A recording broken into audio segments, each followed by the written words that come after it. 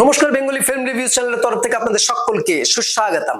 আজ আমরা রিভিউ করব অরুণ রায় পরিচালিত বাঘা যতীন সিনেমাটির টিজার নিয়ে। আপনাদের সঙ্গে আমি তন্ময়। প্রথমেই বলে রাখি, চেঙ্গিজের পর আবার একটা প্যান ইন্ডিয়া সিনেমা পেতে চলেছে বাংলা, সেটা হলো বাঘা যতীন।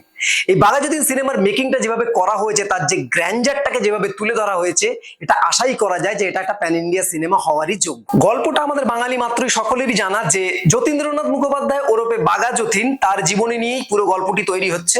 কিন্তু গল্পের মেকিংটা কেমন হচ্ছে সেটা হচ্ছে বড় প্রশ্ন। তবে টিজার যা বলছে, মেকিং কিন্তু অসাধারণ হতেই চলেছে এবং এই সিনেমাটা যে আসতে চলেছে, সিনেমাটা কিন্তু একটা সাড়া ফেলবে।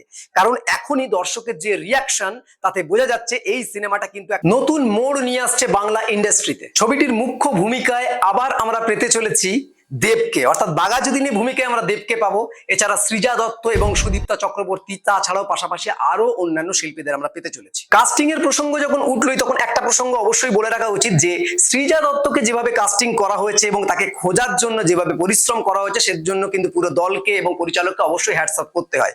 সৃজা দত্তর এটা প্রথম কাজ এবং ইঞ্জিনিয়ারিং এর স্টুডেন্ট ছিল, সেখান থেকে খুঁজে ইন্দুবালা চরিত্রটি করবার জন্য তাকে তুলে আনা হয়েছে একটা ফ্রেশ লুক পাওয়ার জন্য, এবং আমরা আশা করছি সেই ফ্রেশ লুকটা আমরা ছবিতে নিশ্চয়ই পাবো। দেখুন, টিজার দেখে কোনো ছবির ভালো কিংবা মন্দ এটা কিন্তু বিচার করা সহজ নয়, বা বিচার করা যায় না এক কথায়। তো সেক্ষেত্রে আমি ভালো মন্দের কোনো বিচারে যাব না। আমার কিছু ভালো লাগা যেগুলো আছে সেগুলো আমি আপনাদের সামনে তুলে ধরতে পারি। যেমন প্রথম হচ্ছে দেবের যে এই ক্রমাগত লুক নিয়ে এক্সপেরিমেন্ট। আগে আমরা দেখেছিলাম প্রসেনজিৎ কিন্তু এই লুক নিয়ে এক্সপেরিমেন্ট করেই চলেছে।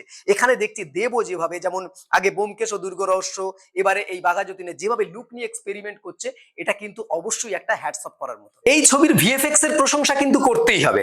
আপনারা সকলেই হয়তো জানেন যে RRR ছবির যে ভিএফএক্স করেছিল, যে টিম ভিএফএক্স করেছিল, এখানেও কিন্তু সেই টিমই ভিএফএক্স করেছে। ফলে টিজারে আমরা যে কটা সিন দেখতে পাচ্ছি, তা দেখে আমরা বুঝতে পারছি যে ভিএফএক্স কিন্তু অসাধারণ হতে চলেছে এবং অনেক রিয়ালিস্টিক হতে চলেছে। এবার যদি টেকনিক্যাল পার্টের কিছু কথা বলি, তো টিজার অনুযায়ী কিন্তু ডিওপির যে কাজ, সেটা কিন্তু অসাধারণ লাগছে। বিশেষ করে অ্যাকশন দৃশ্যগুলোকে যেভাবে সাজানো হয়েছে, যেভাবে তার অ্যাঙ্গেলে ধরা হয়েছে, সেটা কিন্তু আমাদের বেশ ভালো লাগে। সবচেয়ে বড় কথা, দেখুন, বাঘা যতীন মানেই একটা উত্তেজনা, একটা উন্মাদনা। সেই উন্মাদনাটা কিন্তু এই ক্যামেরার অ্যাঙ্গেলের মধ্যে দিয়ে বা ডিওপি সেগুলোকে ধরতে পেরেছে, সেগুলো আমরা টাচ করতে পারছি, অনুভব করতে পারছি। এটা কিন্তু একটা বড়ই পজিটিভ পয়েন্ট এই ছবির ক্ষেত্রে আমার জন্য। এবার যদি বিজিএম এর প্রসঙ্গে আসি, তো সেক্ষেত্রে টিজার অনুযায়ী যে বিজিএমটা আমরা পাচ্ছি, সেটা কিন্তু ওই যে উন্মাদনাটাকে কিন্তু এনহ্যান্স করছে। ফলত বিজিএমও কিন্তু এখানে একটা অবশ্যই পজিটিভ পয়েন্ট। এবং তার পাশাপাশি আরেকটা কথা বলতে হবে, এছাড়া ওভারঅল টিজারটাকে যেভাবে কাটা হয়েছে, আমরা কিন্তু সেই উন্মাদনাটা, সেই উত্তেজনাটা আমরা ফিল করতে পারি এবং আমরা অবশ্যই প্রতীক্ষা করে থাকি যে কবে সিনেমাটা আসবে। তো সবশেষ আরেকটা কথা বলবো যে বাঘা যতীন হচ্ছে বাঙালির একটা ইমোশনস।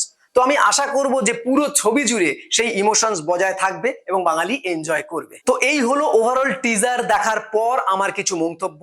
বাকি যদি কিছু জানতে হয়, অবশ্যই তার জন্য এই ফিল্মটার জন্য অপেক্ষা করতে হবে। তো এই হলো ওভারঅল রিভিউ। এরকম আরো নতুন নতুন রিভিউ জানতে বেঙ্গলি ফিল্ম রিভিউজ দেখতে থাকুন। আপনাদের গুরুত্বপূর্ণ মতামত আমাদের কমেন্ট বক্সে অবশ্যই জানাবেন। বেঙ্গলি ফিল্ম রিভিউ সোশ্যাল মিডিয়াতে সব জায়গায় অ্যাভেলেবেল আছে, আপনারা সেখানে আমাদের ফলো করতে পারেন। বাংলা সিনেমাকে এগিয়ে রাখুন, বাংলা সিনেমার পাশে থাকুন। Thanks for watching.